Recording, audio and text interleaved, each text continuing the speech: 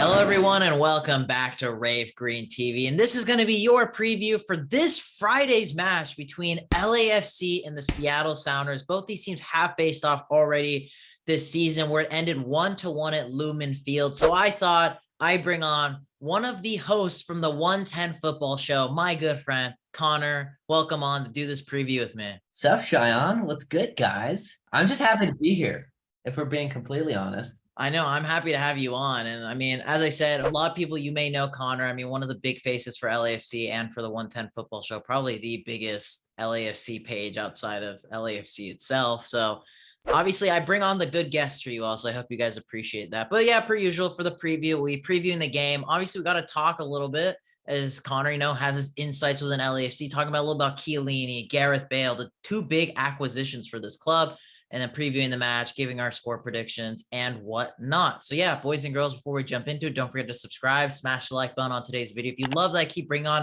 special guests for the previews over these summer fixtures. And then, you know what, comment what you guys are going to think is going to happen in this weekend's game. But yeah, Connor, let's first and foremost talk about the two new signings, Giorgio Chiellini, and then out of the nowhere blue, Gareth Bale hops along as well. And most likely this will be his first start for LAFC in this game. So can the Sounders be party poopers? But in regards to those two guys, what has your thoughts been of the signings? Good, bad? How do you think they'll mix into the squad? Yeah, it's been a weird couple months as an LAFC fan.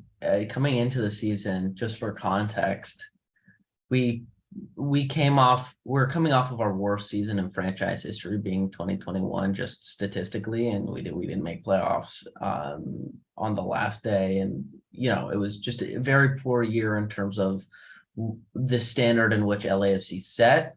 And there's always that bar of LAFC amongst, I'd say, another handful of clubs year in, year out. Their goal is to win MLS Cup.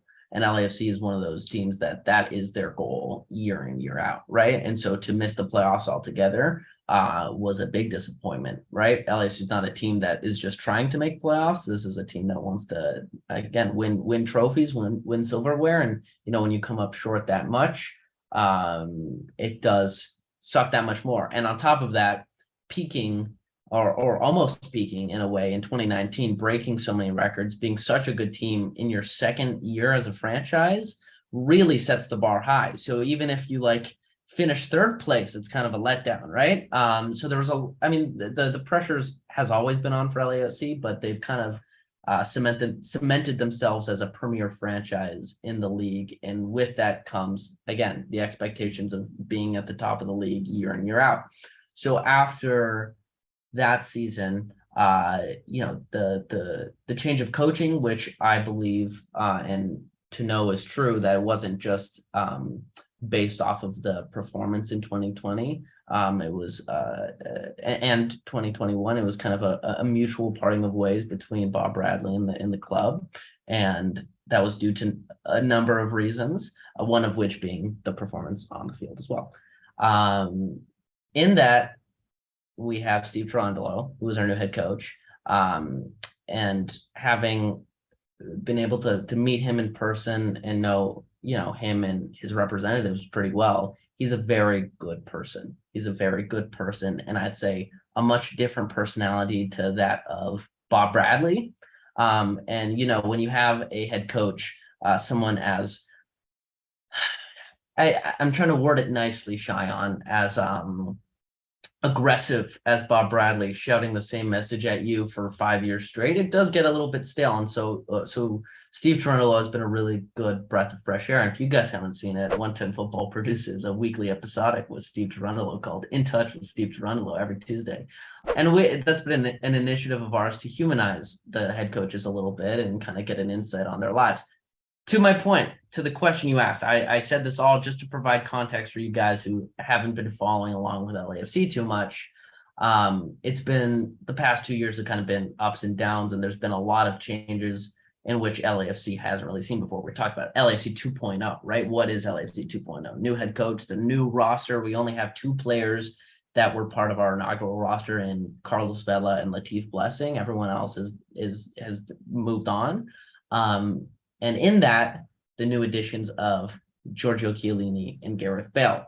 And my take on them, not only are they world-class players, yes, they are on the, I'd say, the older side, Giorgio Chiellini especially, between the two, but it's character, right? For me, it's character and their mentality and where their head's at and how aligned they are truly with the club, right? Because you always have players coming to the US, and whether it's the club's motive of getting them here to sell jerseys or whatever the idea it is for them to bring a player of Bale or Chiellini status to the US, usually you can see right through it and you can see kind of the intention behind it straight away. And if you've listened to the press conferences, we actually did podcasts with Chiellini as well. And you get to sit down and really talk to these people, and you can tell how genuinely aligned they are with the club's strategic goals, and long-term vision. So someone like Chiellini, who not only is a leader on and off the field and is an amazing guy,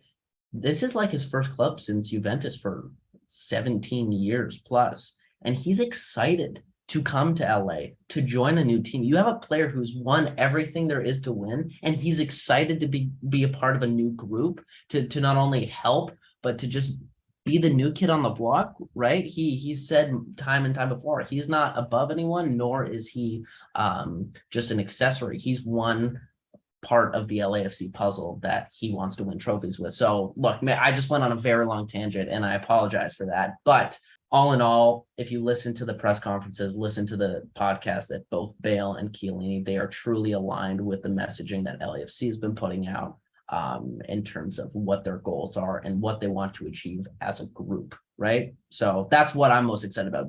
This isn't two big shots coming in thinking they're going to run the league. These are two people who genuinely want to integrate themselves within the LAFC team, which I like a lot. Yeah, and I think that's one thing that LAFC, to chime in on that and to add on, then I'll segue to the next point, is they kind of struggle with, as you said, 2019, new kids on the block, breaking records. There's a real big high. And then they kind of kept thinking, oh, let's keep investing in big name players and whatnot. It really got stale really quick for a couple of years. And, bring in Steve Cherundolo, who's a guy that a lot of people were like, well, this doesn't make sense. What a big downgrade from Bob Bradley. And in all honesty, he proved us all wrong, me in particular. And I was really impressed with the business LAFC is well made, because as I said, the biggest issue they had was they never really invested in MLS experienced players, but this offseason they did. And that's what helped bring their success, I think, to where they're at right now, being top of the Western Conference. I would disagree in saying other than their inaugural roster, right? Their inaugural roster had those MLS experienced players setting that foundation of, a good expansion franchise, right? But as time went on and players started moving on, that formula proved not to work year in, year out. So you're right. And Steve Cherundolo, he's a coach with, the highest level of coaching licenses you can get approved by UEFA, right? Which not a lot of MLS coaches have the UEFA licensing.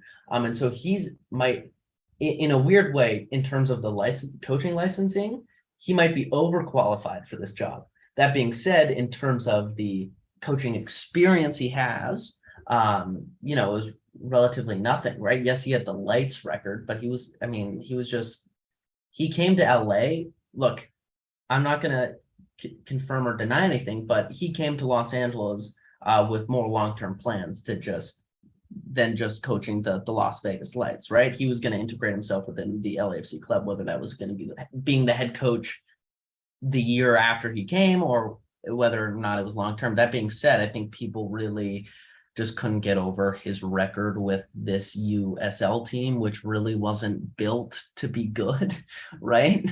LAFC basically just got control of the Las Vegas Lights as a developmental tool for some of the players, and they didn't really invest anything into it, if we're being completely honest. And there was no competitive success. And yes, you can put that partially on fault to Steve Cherundolo, but look, as you said, proved you wrong.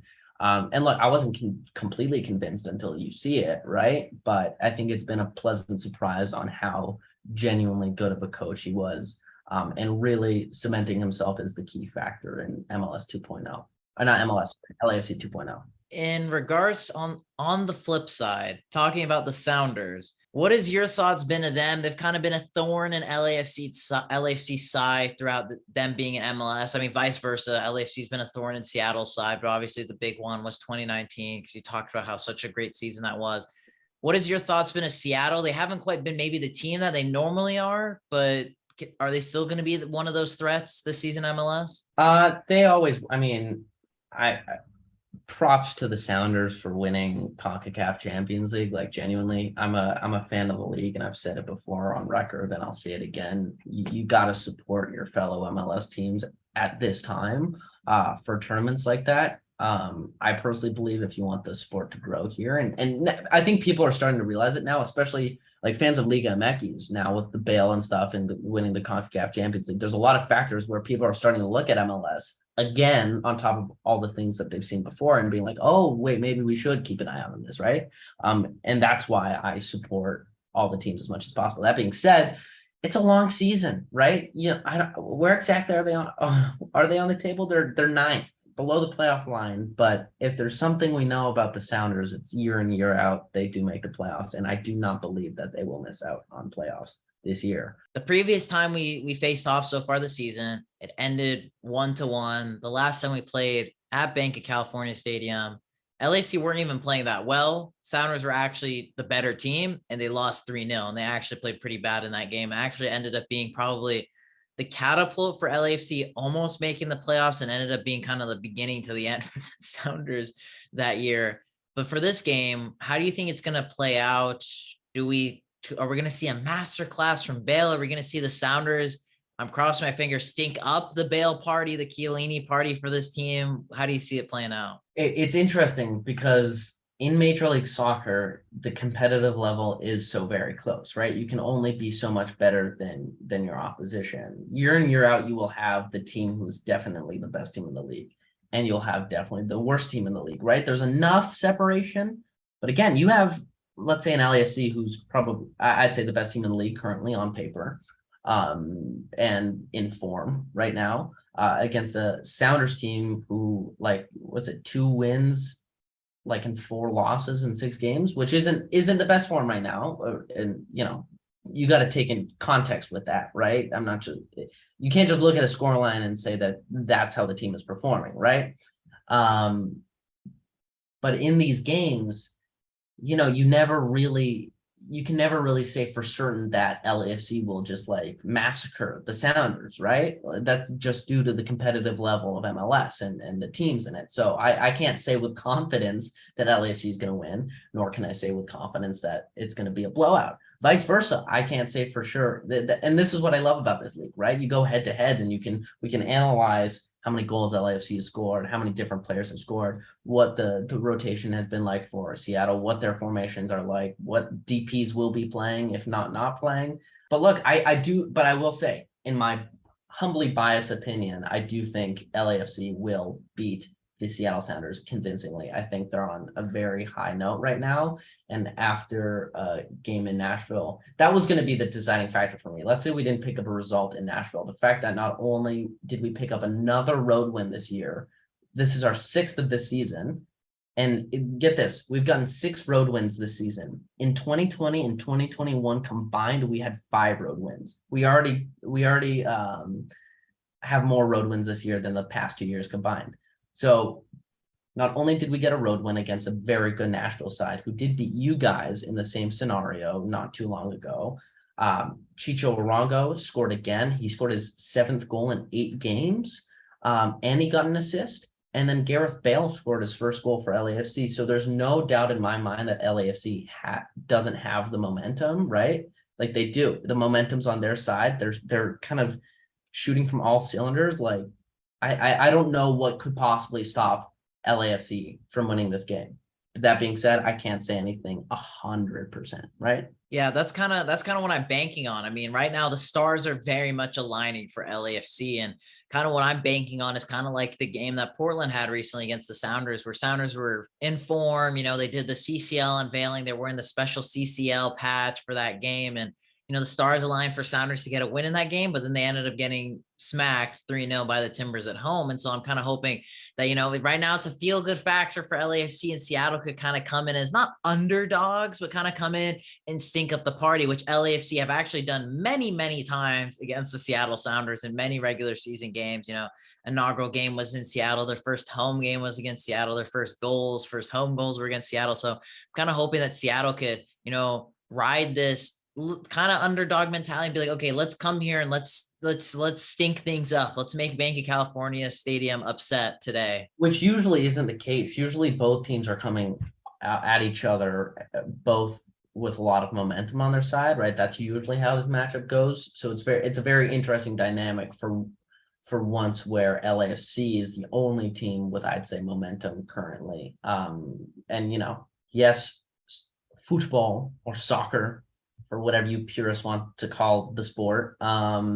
Yes, it's a mental game, but some stuff, I don't know how much we want to read into like superstition and how much momentum plays into certain things, or do tactics play, right? Like, I don't know how much we want to read into that stuff, but it's just a different dynamic than it, I'd say, ever has been for these two teams coming into each other. What's your score prediction as the guest? I'll let you go first. And usually I'm pretty good at these, so I'm curious. I will say it's a nightmare for Seattle Sounders fans, because I can't say that Bale will 100% be starting, but he is finally, I'd say, more than 2 weeks into training with this group and has more than 45 minutes under his belt and a goal now for LAFC, and now making his home debut in front of the fans that he actually enjoyed very, very much, hanging out with them after our derby win against the Galaxy. So look, we don't see Hungry Gareth Bale too much. Maybe we've seen him in World Cup qualifiers